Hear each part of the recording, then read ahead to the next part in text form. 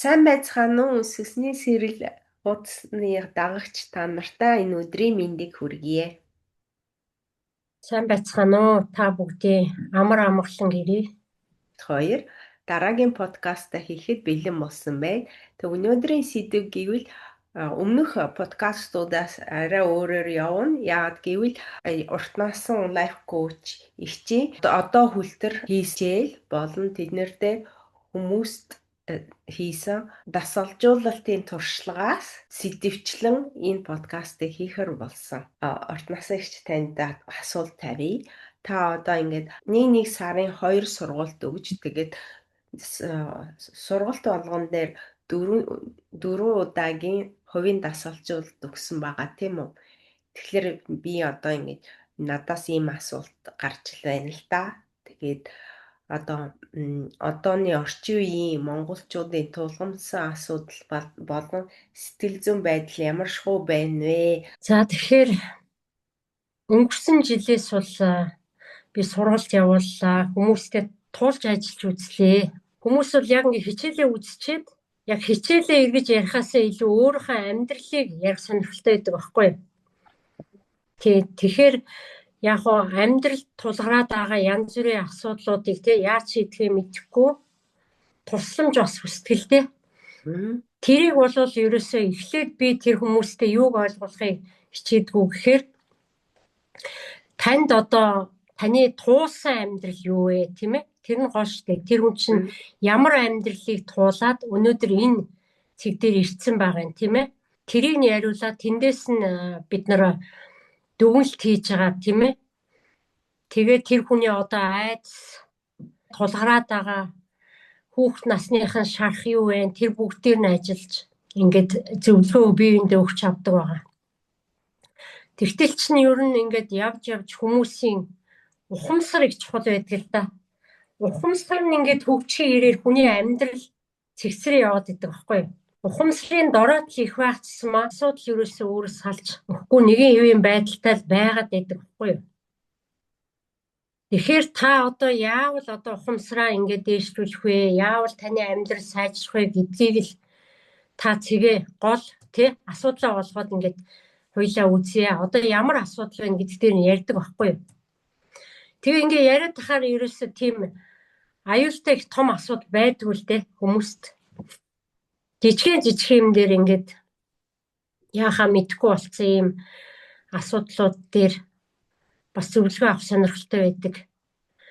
Жишээлх юм бол ихэвчлэн яриад байгаа шүү дээ. Далд ухамсар ч нөгөө хүнийг бүх насаар нь удирдаа явчихдаг гэдэг байгаа шүү дээ. Тий. Тэрэндээ ихэвчлэн удирдуулсан явж идэг байхгүй юу? Тэгээ тэр бүгдийг чинь бас өөрчилж янз бүрээр сайжруулж болно шүү дээ, тий. Тэгээд яг улсууд бол нэгдүгээрт өөрийнхөө амьдралын асуудлыг ярих хэрэгцээ байдаг байхгүй юу? Хүнд тий.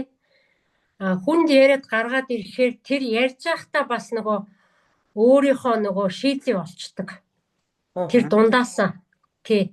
Би ч нэрээ ингэх ёстой юм биш үү? Ингүүч зүгээр юм уу гэдээ өөрөө олцдог байхгүй юу?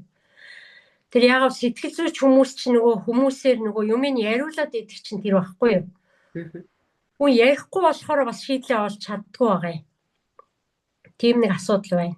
За хоёрдугаарт ингээд сүүлийн үед дэлхийд даяараа тийм ээ сүнсний сэрэлт дэлхийн шинэ эрен рүү орох юм бэлтгэл ажил явуулж штэ хүмүүст тий. Тэгэнгүүт бүх хүмүүст л одоо сэтгэл зүйд нь маш их тийм өөрчлөлт ороод байгаа байхгүй юу? Урд байснаас илүү тийм ээ сэтгэл зүйн одоо төр төрийн асуудлууд их тулгарч ийн гэсэн үг.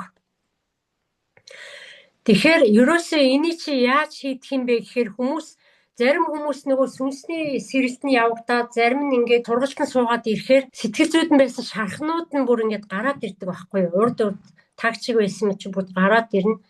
Тэгээд тулгараад яаж ажиллахаа мэдэхгүй бас их асуудал үүсдэг байхгүй юу тий? Тохируулаг чиг бас хэлдэг сорилт орж ирж гин гэж ярьд. Тий, өөрөөр хэлэх юм бол тэр хүн чинь одоо нэг ерөөсөө урд нь ийм янз бүрийн сэтгэл зүйд нь тий орж ирж ирсэн байхгүй байсан бол гинтхэн одоо бүр янз бүрийн бодол орж ирээл тий хямраал ингээд ирэнгуут л бүр аюу хэцүү байдалд ордог байхгүй. Тэгэл яг уу өөрөө бас энийг яаж мэдхүүгээд янз бүрийн сургалтанд суугаад тэрийг ойлгоод зарим улсууд нь ингээ явж л байна тийм ээ.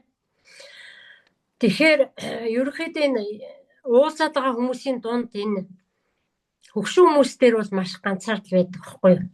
Хөгшин хүмүүс чинь яагаад ганцаардаад байна гэхээр нөгөө тэтгэвртэй гарцсан. Хийдэг ажилтгүй болцсон тий. Тэгээд хүүхдүүдтэйгээ байлаа гэхэд хүүхдүүд нь ажилдаа явчихдаг. Ороо нэг ядарсан юм ирээл тий нөгөө хүүхдүүд маань юу аав ээжтэйгээ хууч хөрхөн мантай өөрөө ядраал аяг хоолоо идэл амархын төс болж штэ маргааш нь дахиад ажилдаа очиос. Инхээр нөгөө хөгшчүүд маань аягүйх ганцаардан дээр нь нөгөө нэг тэтгэврийн мөнгө нь хэд вүлээ тийм ээ? Тийм. Тэтгэврийн мөнгө нь баг эмэндээ ч хүрэхгүй ингээд аягүйх зовлон их байдаг байхгүй хөгшин хүмүүст. Тэгэхээр одоо ингээд нөгөө хүмүүстэй ер нь ингээд чин сэтгэлээсээ яриад ахаар тийм ээ хөгшчүүл маань маш ганцаарддаг.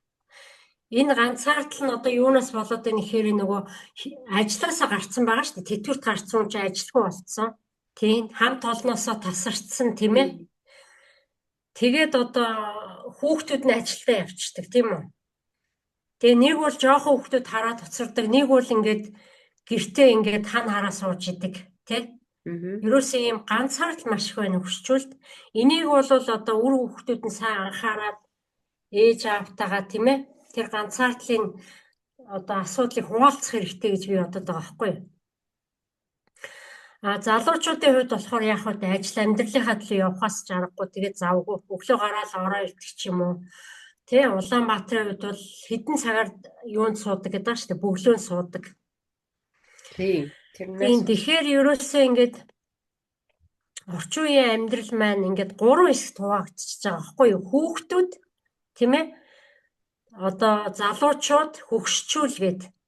Тэгэхээр хүүхдүүдийн хувьд бол яг сургууль дээр очиод ингээд сургууль соёлбол явчихж байна тийм ээ. Ингээд 3 үе маань 3 хуваагдаад тус тусдаа яваад байгаа байхгүй юу. Тийм ээ. Хөгшчүүл нь залуучуудаа ингээд жаргал зовлонгоо ярих боломжоор том баг. Хүүхдүүд аав ээжтэйгээ нарийн юмаа ярих цаг зав байхгүй бас тий. Бие биендээ ойлголцоо муутай болчиход байна шүү дээ. Гэртээ орж ирээд бүгдөө уцаа барай суучдаг тий. Энэ бүгд чинь нөгөө нэг орчин үеийн бидний бас нэг тулгамдаад байгаа нэг талын бидний ингээд хооронд нь холдуулаад байгаа амьдрал байхгүй юу? Энийг яаж ойртуулах уу гэхээр жишээлбэл би бол хоолоо идэх гээд ороо 6 цаг ширээн дээр суухдаа утаснуудаа хаах тийм шаардлага тавьдаг байхгүй юу? Одоо хоол идэхэд чинь те утаснуудаа түр хааж болно шүү дээ. Тийм үстэй. Хоорондоо яриад тийм ээ. Халуун ам бүлээрээ ядахтаа хоолоо амтлаад идмээр байгаа үстэй. Утас чагнаад хоол идэнэ гэдэг хэрвээ ямар нэгэн өөр юмд анхаарлаа тавиад хоол идэхэр чинь нөгөө тухайн хүний тархинаас тэр хоолыг боловсруулах гормонууд ялгархгүй байхгүй юу? Ямар хоол идэж байгаа юм тийм ээ? Хараад амтыг мэдрээд тэгжээс тэр хоолыг боловсруулах энзим хүч ялгарна шүү дээ. Гэх мэтчлэн. За тэгээд хүүхдүүдтэйгээ эцэг эхчүүд яаж илүү их ойр дотн байх вэ гэхээр эцэг эхчүүд бол яг хүүхдийнхаа тэр хэдэн настай хүүхдийн тий тэрнийхээ хэмжээнд очиж яг найз болж иж тий нэг төвшөнд очиж иж ярилцчээж ингэж хүүхдийнхээ асуудлыг мэддэг байхгүй юу? За. Тэгэхгүй одоо би чиний ээж аав байна чи тэглээ инглээгээ те зандрангуй юм уу хит одоо дарангуулах ч юм уу тийм байх юм бол хүүхд ерөөсөө нарийн юм ярьдаггүй байхгүй юу? Тийм нэг асуудал байна. За ингээд 3 үе маань хоорондоо сайхан нэгдээд нэг сайхан халуун гэр бүлийн уур амьсгал үүсэх юм бол бид нар одоо бие биендээ хайр дамжуулах тийм ээ. Бие биенийхээ үгийг сонсох, ойлгох тийм үү? Тийм хэмжээнд очих байхгүй юу? Тэгэхээр ч одоо орчин үед шинэ эрен үе биднээс юу шаардаад байгаа юм гэхээр сэтгэл зүгээ сайхан зөв болгох тийм ээ. Хайрын суралцах. Тэгээд зүүн тархи маань 1% ухамсар, баруун тархи маань 99% ухамсар гэдэг ба штэ тий. аль болох баруун тархилуугаа өөрийгөө чиглүүлэх, тийм ээ, тэхийн тулд яах вэ гэхээр өөрөө өөрлөгөө орж, тийм үү, бясалгалаар юм уу, ямар нэгэн цаг хугацааг өөртөө зарцуулж, тийм ээ, Хомсраад өөрөө иш. өөрлөгөө орж, өөрийнхөө эд эрхний яаж ажилтгийг, тийм ээ, тэр мэрийгээ мэдэж ингэж судалснараа ирээдүйн одоо шинэ 900-д зохистой хэмжээгээр амьдран явчих боломжтой байгаа шүү дээ. Тий. Угийн нөгөө одоо чинь шин хорооллууд одоо доороо одоо чинь үйлчилгээний төвдөж шин энэ бол миний санаа заяа. Үйлчилгээний төв одоо энд харж байхад ингээд хэсэг газар явж байгаа л настай хүмүүсүүд уулздаг газар гэл цаанаасаа бас хорооноос хотын захиргаанаас ч юм уу өдрийн тийм нэг төвүүд байт юм элэ. Тэгээ тэнд нь ер нь ингээд өөрсдөд ч гэсэн тий насаараа ингээд ярьж байгаад тийм уулздаг газартай олчвол гоё ч юм уу гэж сая бодлоо. Тэгэл хөвзөрөө тоглоо, даалуугаа тоглоод манай химээ тэр айгүйх даалуу тоглодог байсан.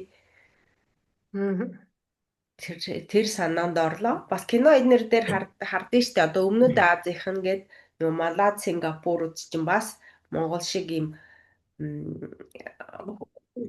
гэр бүлүүд хоорондоо айгүйх юутэй те уялдаа холбоотой амьдардаг европчууд шиг биш.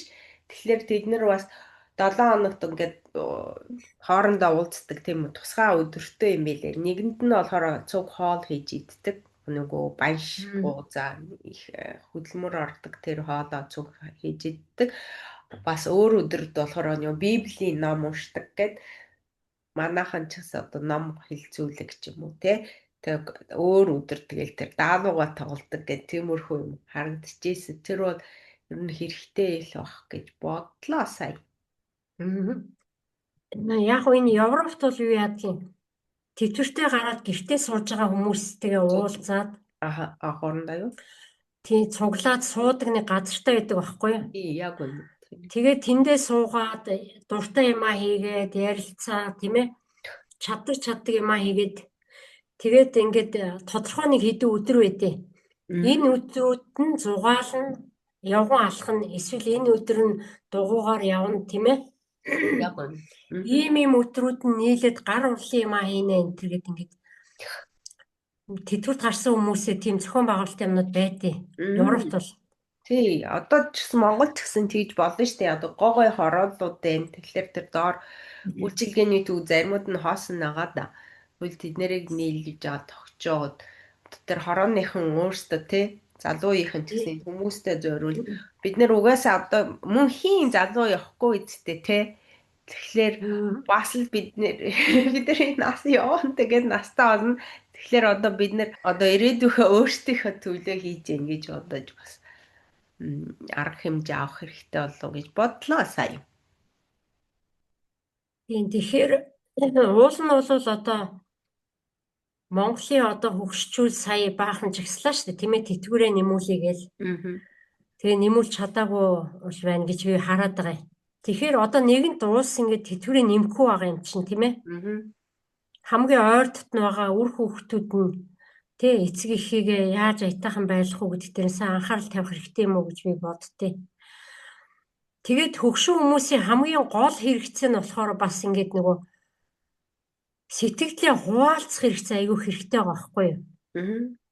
Тэ юмаа ярмаар байна шүү дээ нөгөө тэтгэврт гарцсан хүн чинь тий. Одоо жишээлбэл ингэж байгаа байхгүй юу? Би бас зөндөө настай хүмүүстэй ажиллаж ирсэн л да. Одоо нэг тулгараад байгаа нэг асуудал нөгөө нэг өөрөөсөө залуу хүмүүстэйгээ ойлголцож чадхаа байцсан байдаг байхгүй юу? Намайг те энэ хүн ингэж хэллээ. Би энд нь гомдоод байна гэдэг тий. Окей. Тий тэр гомдлыг одоо яаж ойлгох вэ тэр хүнд гэсэн асуудал тулгараад ирж байгаа шүү дээ. За. Тий. Тэгэхээр сэтгэл зүйдээр нь ямар нэгэн хэмжээгээр би ажиллаад өгдөг байхгүй юу? За та энэ хүний энэ ингэж яриад байгаа юмд нь та ингэж гомдчихжээ тийм ээ? Та яахаар гомдох вэ гэхээр та сөрөг талаар нь буулгаад авсан байна. Тийм ээ тийм учраас та гомдчихлоо. Тэгвэл хоёулаа энэ асуудлыг ингээд эерэг талаар нь өөрлөгөө буулгаад үзье. Тий. Тэгэх юм бол тань дээр бууж ирэх нөгөө гомдол харуулсан тий хамаагүй хөнгөн буун штэ. Тийм ээ. Тэгээ ингээ яриад тахаар нөгөө хүн чи сүулдэ ойлгохгүй. Нэрээ тийм байна. Би ингэж энэ талаас нь ерөөс хараагүй юм биш штэ.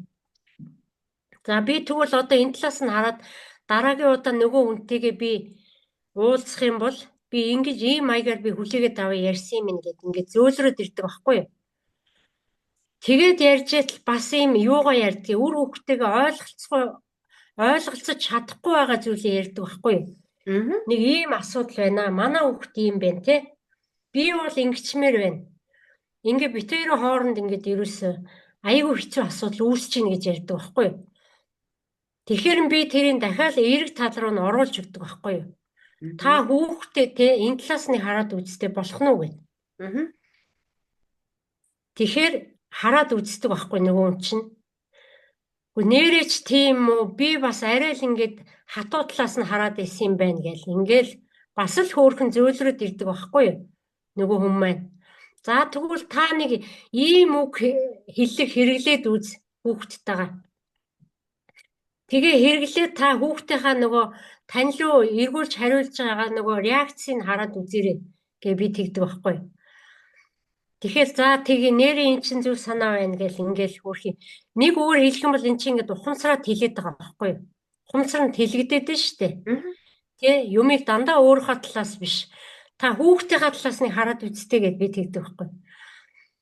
Тэгэхээр айгүй өөрхөн баярлаад нэрээ тийм байна гэд. Тэгээ дараа нь уулзахаар хэлдэг штэ нөгөө хүн чинь.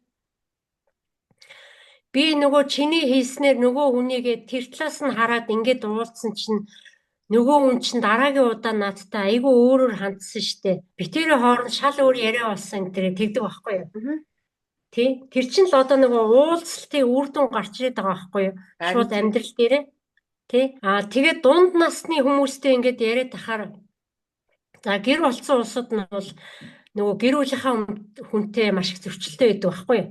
Тэрий чинь болохоор яах вэ гэхээр за та нөхрийнхөө энэ сайн талыг хараад энэ талын та дэмжиж өг тий. Гаргаад байгаа тэр сөрөг талын та энэ удаа уучлчих. Энтергээд тэгэхээр тий нөгөө хүн чи бас ойлгоод би бас нэр арай л нэг тий муу талын л ингээд тий сайн талыг олж харахгүй мөртлөө муу талын л яриад тэрнийх нь эсрэг тэмцээд исэн юм байна гэл тий. Нөгөө хүн чи бас өөрийнхөө сөрөг талыг олоод мэдчихэж байгаа байхгүй.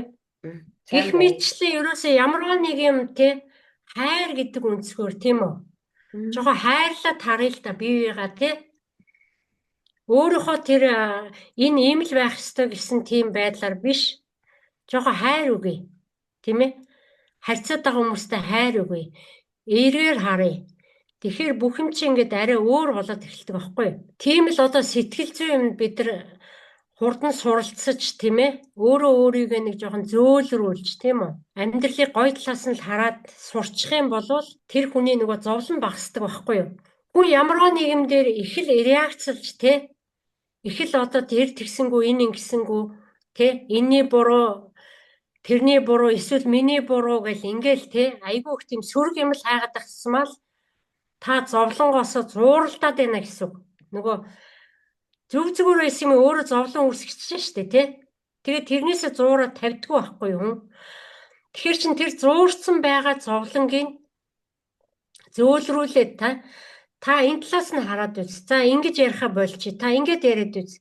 Тэгэхээр наад асуудлаасаа та гарчиж штэ тий. Тэгэхээр нэрээ тийм байна гэд ингэж байгаа байхгүй юу. Тэгэхээр тэр чинь юу хэлээд байна гэхээр ухамсараалт хэлэх хэрэгтэй байна. Ухамсар сайн тэлжээж сүнсний сэрэлт тэр чинээгээр явагддаг байхгүй юу? Хүн ч одоо ингэдэж штэ надад сүнсний сэрэлт боллоо гэл энэ чи юу яриад байгаа юм? Амьдралыг өөрөөр хардаг болчихл байна гэсэн үг байхгүй юу? Тий нүд нь нээгдэж байна. Нөгөө ойлгохгүй байсан юм ойлгож эхэлж байна. Тийм ээ арай өргөн хүрээгээр харж яах гэдэг чинь ухамсар нь өөрөө ирэхгүй л тэлэгж гин гэсэн үг. Тэгэхээр ерөөсөө сэтгэл хөдлөл зөв удирдах байх юм бол одоо эрүүл мэндэд бас айгүй хэрэгтэй байгаа шүү дээ тий. Ямар нэгэн дуурлал бүхэн даал сэтгэлийн сөрөг хөдлөлөөс үүсдэг гэж ярьж байгаа тий. Даалт ухамсарын сэтгэл хөдлөлт дээрээ маш их өөрөө өөрийгөө анзаарах нь айгүй чухал байхгүй юу? Тэгээ ямар юмд би яаж хандаад байна? Тэрийгээ л мэдчих юм бол тэрийгээ зөв зохицуулан явуул болно л доо. Гэхдээ тэрийг ингээд шууд зөв зохицуулъя гэхээр бас тийм амархан шийдэгдэхгүй шүү дээ. Тэгэхээр яаж энийг амархан шийдэх үү гэхээр эергээр харах тийм ээ. Хайрын нүдээр хараад ах юм бол бас арай өөрөөр харагдана тийм ээ тухайн асуудал чинь. Тэгэхгүй дандаа миний зөв энэ амьдрал ийм л байх ёстой, энэ ингэх л ёстой гэдэг ах юм бол тэгэл тэр нөгөө сөрөг тал руугаа л чиглэн явчихдаг.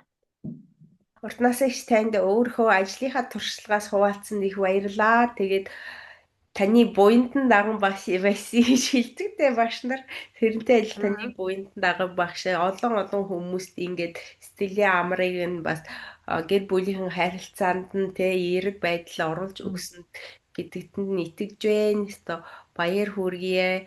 Тэгээд олон дагагч болон сурагчтай болоорой гэж ерөөй. Баярлалаа Цэнада. Орчин үед сэтгэл зүйн буюу тийм ээ сэтгэл зүй дээр анхаарах, сэтгэл хөдлөлөө зөв гаргах тийм ээ хүн хоорондын харилцаа их чухал болсон гэдэг байгаа шүү дээ. Энэ дээр одоо чиний хувьд гарч байгаа өөрчлөлт байна уу? Харин бол өөрийнхөө тэ сөрөг тал нөгөө сүүдэр тал дээр ажиллах бол айгүй хүнд ажил байд юм байна гэдгийг ойлгосон.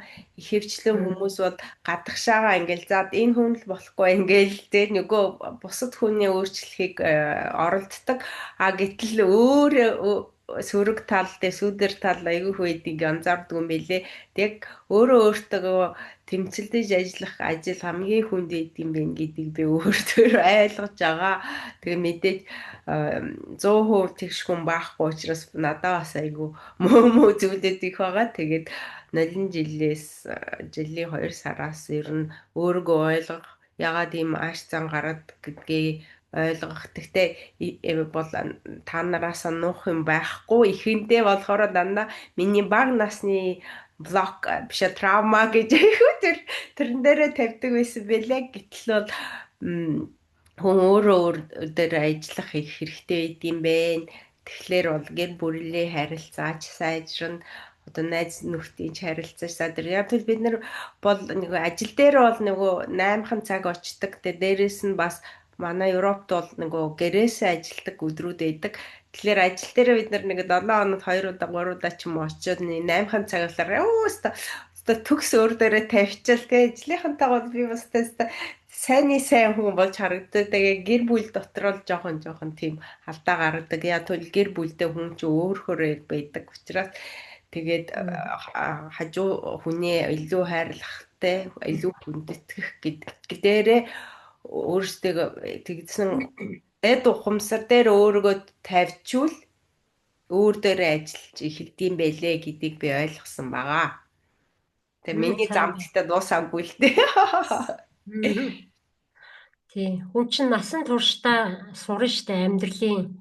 Тэгэхээр ерөөсөө хүмүүсийн сэтгэл зүй тийм ээ амьдралын утга учир гэдгийг чинь ерөөсөө энэ төрсэн цагаасаа эхлээл тийм ээ дараагийн төрөл рүүгээ явтлаа л сурна штэ.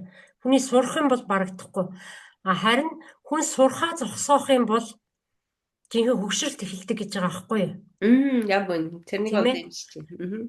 Тий. Сурсаар л байх юм бол тэр хүний ухамсар тэлсээр л байна. Тийм учраас та бүхнийг сурах үс чинь тийм ээ амжилт хүсье. Амьдралд тэн сайн сайхны хүсье өрөөё. За баярлаа. Ордноос ихч өнөөдөр яг амьд туршлагаас ярьж өгсөн ийм сайхан подкаст явуулсанд их баярлаа тань. За сүнсний сэрэл хуудасны дагагч та бүхэндээ бидний энэ подкаст таалагдсан байх гэж найдаж байна. Тэ асуух зүйл байвал комент үлдээгээрэй. Хувийн мессеж зурус явуулаарай. Тэгээ бусад хүмүүстэй шеэр хийгээрэй. Та нартай их баярлаа. Та нарт бүгдэнд нь амжилт хүсье. Тэгээ дараагийн подкаст үлдэр баяртай. Баяртай. Баяртай.